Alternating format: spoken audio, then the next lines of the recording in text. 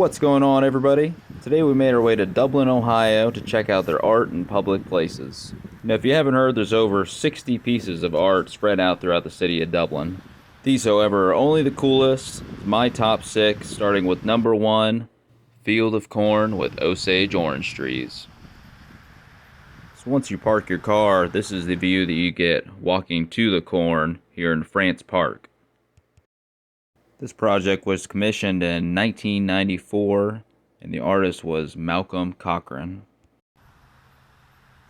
Now, I'm not sure how clear it is in the video, but all of these corns are 6'3". There's 109 of them, and they're all weigh 1,500 pounds. Pretty darn heavy.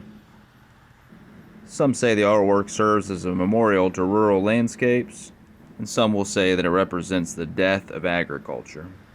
I would say it's awesome art and you should go check it out if you can. For the next 3 spots on our list, we go to Kaufman Park. So once you get to Kaufman Park, you start walking, and in no time you run into Exuvia. Exuvia was commissioned in 2008 and was created by artist Todd Smith. While in school, Todd developed a passion for tree climbing and became an avid climber. Smith was able to combine his interests in tree climbing, art, and cicadas, which must climb to exist and regularly leave their exoskeletons in trees when they molt, to create the 3-piece Exuvia series. Interestingly, all of these are made out of casts from Todd's own body and left open, as you would see from a cicada exoskeleton. Next up, also in Kaufman Park, is Watch House by Todd Slaughter. So the first thing you see is the rounded top of the structure, and you have to walk closer to get the full scope of it. The closer you get, the more the artwork reveals itself, and the more details you're able to see. Watch House is meant to be a contemplative spot for small groups or individuals. It's also meant to celebrate the future of Dublin while nodding to our Native American past. This spot is loaded with symbolism, all sorts of little details, but definitely pretty cool and worth checking out. And then our final stop in Kaufman Park is to see this piece called Injection. Commissioned in 2007, Injection was created by artist David Middlebrook. Middlebrook's known to be quite skilled with stone and metal work, and he specializes in large-scale, site-specific artwork. While Injection's relatively simple in structure in that it's only 3 pieces, very cool. It's undeniably visually appealing.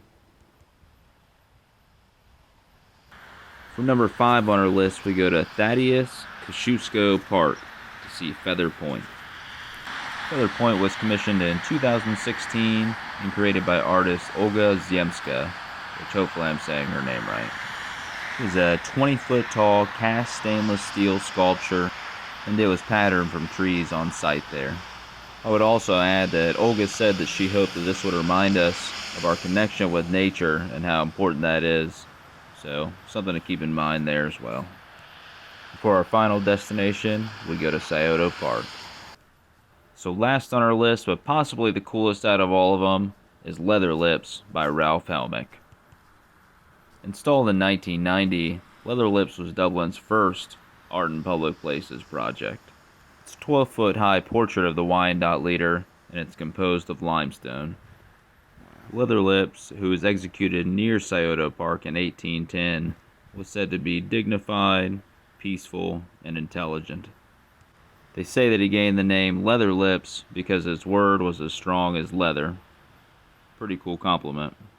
Adding to this piece, as if the portrait on the front wasn't awesome enough, they also left the back or top open-ended, to where you can walk up here and get a pretty amazing view of the park as well. Pretty darn cool. Thanks for watching.